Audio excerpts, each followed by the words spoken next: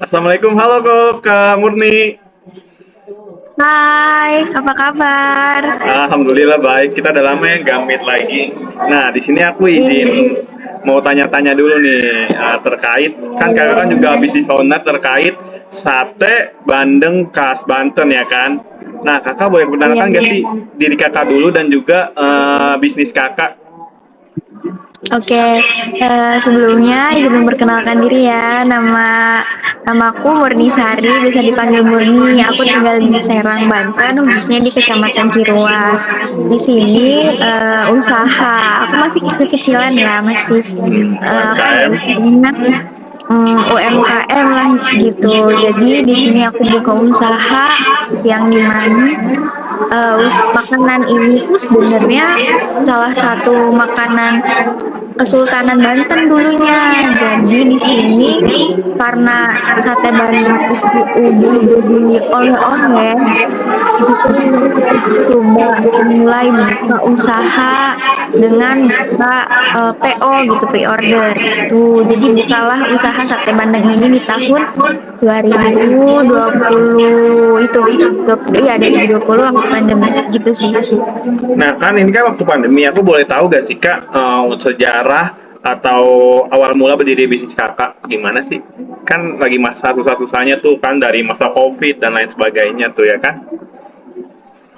Iya, sebenarnya sih awal mulanya karena waktu itu ada beberapa rekan saudara ya, maksudnya saudara deket atau kayak tetangga dan teman-teman sekolah atau yang teman-teman ibu yang waktu itu ada acara gitu. Jadi kan acaranya tuh di rumah aja, gak boleh kemana-mana kan.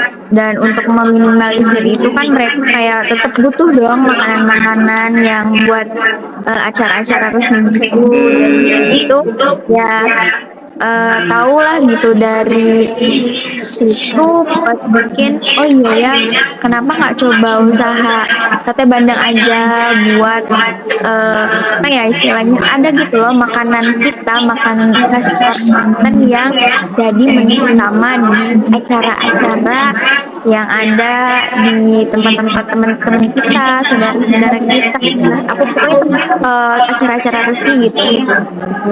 Dan itu juga bisa buat makanan apa ya namanya?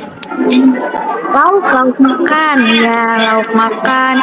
Jadi ya udah awal mulanya kayak cuma iseng-iseng aja, iseng-iseng. Ternyata buka pre-order lumayan rame. Akhirnya buka deh beberapa kali pre-order. Akhirnya alhamdulillah gitu.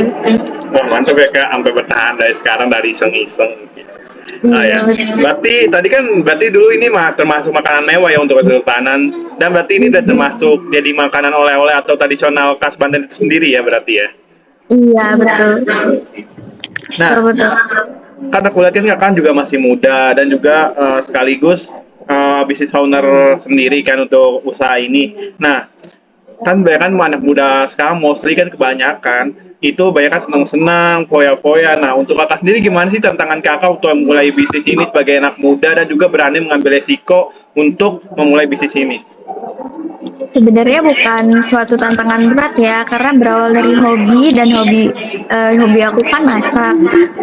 Ya, iseng-iseng aja gitu nyoba hal-hal baru, masak-masak apa ya, masak-masak menu yang belum pernah aku makan, yang belum pernah aku masak gitu. Dan sate bandeng ini jadi tantangan tersendiri waktu itu buat aku masak karena butuh effort yang lebih gitu dari mulai apa ya dari mulai si bandeng itu harus dikulitin, pokoknya kayak gitulah. Nah, jadi dari situ aku punya nih sebuah ide gitu tuh ya dari situ.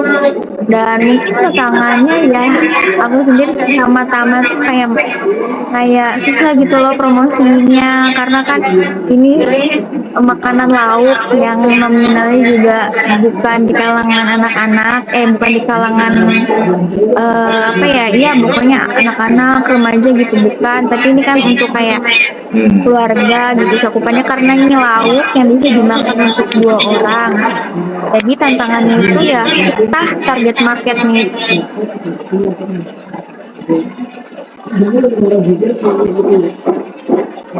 ibu-ibu dan aku harus menjangkau eh, sorry, lanjut ya. Jadi dari situ aku suka banget tuh ngejangkau target market yang mostly ibu-ibu, terus juga kayak wisatawan yang belum aku pahamin. Bagaimana sih caranya buat ngejangkau mereka gitu.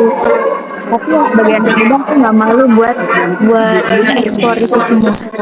Pokoknya Wah, buat anak muda semangat. wah gila keren banget. Berarti dari hobi terus jadi menghasilkan ya. Ini memang pasti yang agak sulit di anak muda sekarang. Bahkan hobi-hobi mereka kan malah kan agak merugikan gitu kan bagi anak muda sekarang kan. Karena lebih Iya, banyak cenderung menghabiskan gitu kan. Tapi kalau kakak kan ditunjukkan menghasilkan kan dan sampai sekarang juga. Nah, kalau begitu kan tadi kan kakak udah jelasin nih tantangan tersendiri untuk bisnis kakak. Nah, gimana sih kakak mengelola dari awal gitu hingga perkembangannya mulai sekarang? Itu sih kayak ingin yang aku tahu. awal ngelola ini kan karena kita itu pre-order ya. Jadi ya kita dari mulut ke mulut dulu awalnya. Jadi misalkan ada tetangga yang pertama kali pesen ke kita, jadi ya udah gitu. Mereka bisa ngerasain cita rasa khas bumbu-bumbu atau rempah-rempah rahasia kita yang udah ya menurut mereka enak. Jadi dari situlah dari mulut ke mulut dan akhirnya usaha ini berkembang dan aku juga mulai coba-coba untuk promosi di berbagai sosial media aku seperti Instagram, Facebook ataupun di WhatsApp itu sendiri sih. Jadi dari situ mulai berkembang sedikit demi sedikit, pesanan juga mulai mulai datang satu persatu.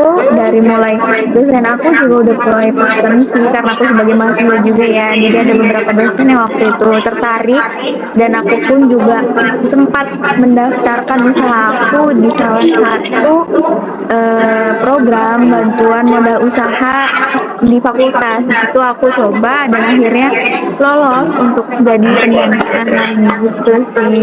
Itu dan alhamdulillah sekarang juga pesanan lagi lumayan banyak karena ada beberapa acara-acara besar ya kayak buat hajatan, kayak lamaran itu tuh alhamdulillah dateng dan ya dari situlah kita bisa ngembangin usaha.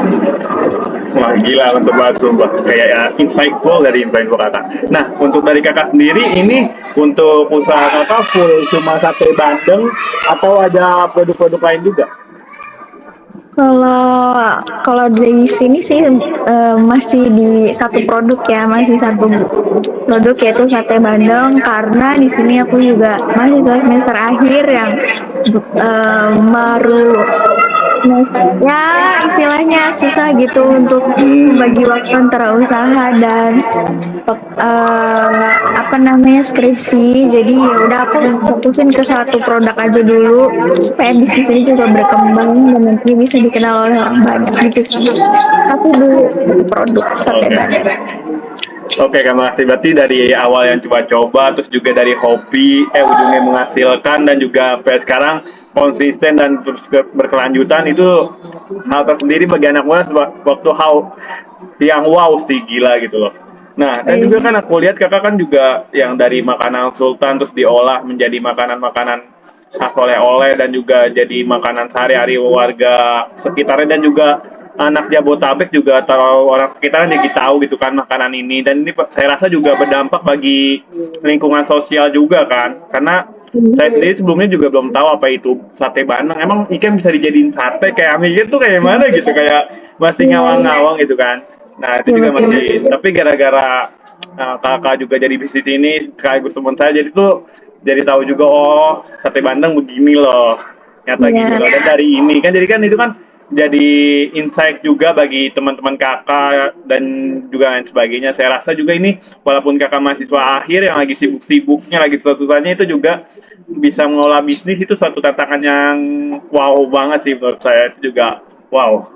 Dan bisa bertahan sampai sekarang juga dari pandemi yang lagi susah-susahnya juga itu bisa konsisten juga termasuk hal yang sulit sih bagi saya sendiri bagi anak muda karena kan bagi anak muda tuh konsisten tuh juga suatu yang susah ya kan. iya. Oke, oke. Dari aku juga udah cukup sih Kak. Terima kasih atas informasinya dan juga terima kasih atas waktunya. Oke, Bu, Oke Kak sukses terus. Murni. Iya. Dadah.